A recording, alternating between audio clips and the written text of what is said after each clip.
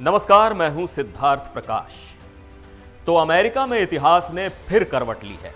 Donald Trump, जिन्हें 2 बार महाभियोग का सामना करना पड़ा, जो अदालत में दोषी ठहराए गए और जिन पर चुनाव प्रचार के दौरान जानलेवा हमले तक हुए, वही ट्रंप अब फिर से अमेरिका के राष्ट्रपति बन चुके हैं। इस बार ट्रंप के अभियान का नारा था ट्रंप विल फिक्स इट।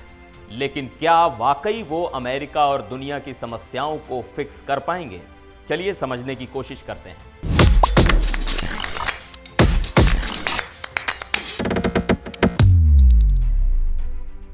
सबसे पहले बात अर्थव्यवस्था की। डोनाल्ड ट्रंप ने अमेरिका की जनता से कई बड़े बड़े वादे किए हैं।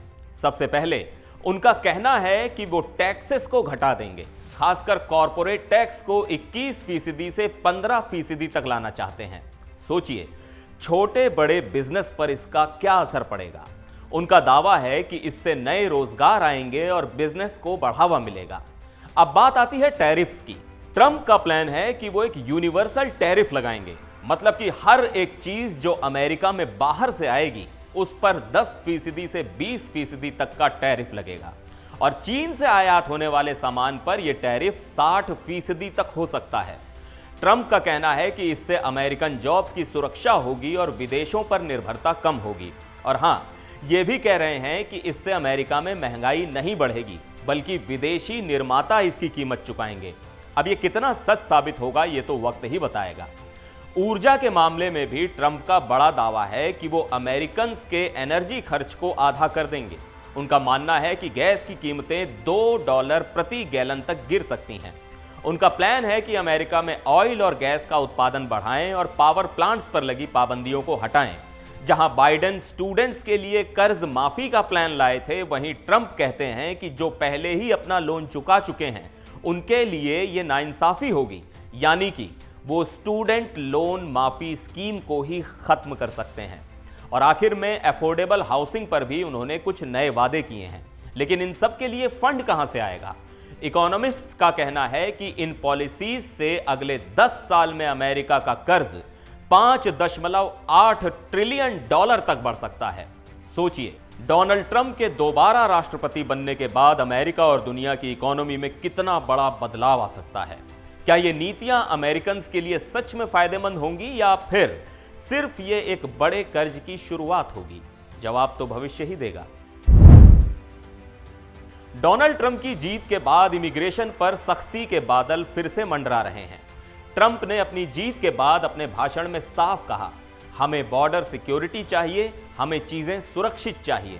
इसका सीधा मतलब यह है कि अब बॉर्डर कंट्रोल को पहले से भी ज्यादा सख्त किया जाएगा। पहले बात करते हैं रिमेन इन मैक्सिको प्रोग्राम की, जिसे ट्रंप फिर से शुरू करने वाले हैं। इसके तहत जो लोग अमेरिका में शरण मांगना चाहते हैं, उन्हें पहले मैक्सिको में रहकर वेट करना होगा जब तक कि उनका केस प्रोसेस ना हो जाए। इसके साथ ही ट्रंप टाइटल 42 को भी दोबारा लागू करने की सोच रहे हैं, जो कि एक हेल्थ बेस्ड पॉलिसी है। इससे भी इमिग्रेशन पर कड़ा नियंत्रण होगा। ट्रंप की इन पॉलिसीज का असर सिर्फ बॉर्डर तक नहीं रहेगा। इंडियन कंपनीज और प्रोफेशनल्स जो अमेरिका में काम करने का सपना देखते हैं, उनके लिए भी ये एक बड़ा झटका साबित हो सकता है। ट्रंप का फोकस है अमेरिका फर्स्ट, और ऐसे में भारतीय कंपनियों को इमिग्रेशन में काफी दिक्कतों का सामना करना पड़ सकता है। ट्रंप के प्लान्स यहीं खत्म नहीं होते। उन्होंने देश में मौजूद अवैध प्रवासियों को बाहर निकालने का भी इरादा जताया है। उनके हिसाब से वो अमेरिका के इतिहास के सबसे बड़े डिपोर्टेशन ऑपरेशन को अंजाम देना चाहते हैं, जिसमें एलियन एनिमीज एक्ट जैसे कानूनी साधनों का इस्तेमाल कर सकते हैं। तो तैयार हो जाइए, क्योंकि डोनाल्ड ट्रंप की इमिग्रेशन पॉलिसीज का असर बहुत बड़ा हो सकता है।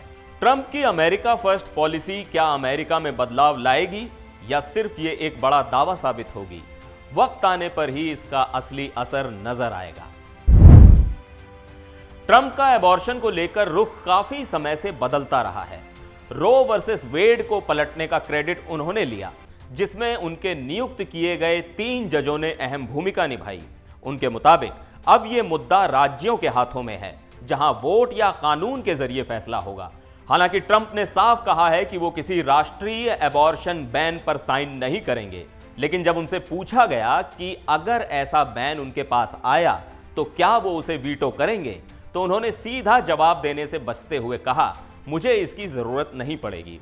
ट्रंप का कहना है कि वो एबॉर्शन पर कुछ शर्तें चाहते हैं, जैसे कि बलात्कार, अनाचार या मां की जान खतरे में हो तब एबॉर्शन की अनुमति होनी चाहिए। उन्होंने फ्लोरिडा के 6 सप्ताह के बैन को भी गलती कहा है और इसे बहुत सख्त बताया है। इसके साथ ही उन्होंने कहा कि वो 6 हफ्तों की सीमा को बढ़ाने के पक्ष में हैं। ट्रंप का एबॉर्शन को लेकर संतुलित रुख है, जो कि उनकी पार्टी के कुछ लोगों को पसंद नहीं आ रहा था। अब देखना यह है कि राष्ट्रपति बनने के बाद क्या वो अपने वादों पर कायम रहेंगे या फिर राष्ट्रीय बैन का समर्थन करेंगे। ट्रंप ने अपनी चुनावी रैली में कहा था कि मैं युद्ध नहीं शुरू करूंगा, मैं युद्ध रोकूंगा। उन्होंने दावा किया था कि राष्ट्रपति बनने पर यूक्रेन युद्ध को बस 24 घंटों में खत्म कर देंगे। यह कैसे मुमकिन होगा? ट्रंप का कहना है कि वो पुतिन और ज़ेलेंस्की से बात करेंगे और समझौता करवा देंगे, लेकिन विशेषज्ञ मानते हैं कि इसका मतलब यूक्रेन के लिए बड़ा नुकसान हो सकता है, क्योंकि इसमें उसके 20% इलाके को खोने का खतरा रहेगा। ट्रंप का नाटो के प्रति भी एक कड़ा रुख है। वो मानते हैं कि अमेरिका ने इस संगठन में सबसे ज्यादा योगदान दिया है और बाकी देशों ने उतनी जिम्मेदारी नहीं निभाई है।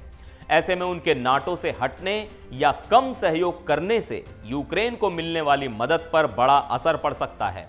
दूसरी ओर ट्रंप का चीन के प्रति सख्त रवैया भी साफ झलकता है। उन्होंने संकेत दिया है कि वो चीन से आने वाले सामानों पर 60% तक का टैक्स लगाना चाहते हैं।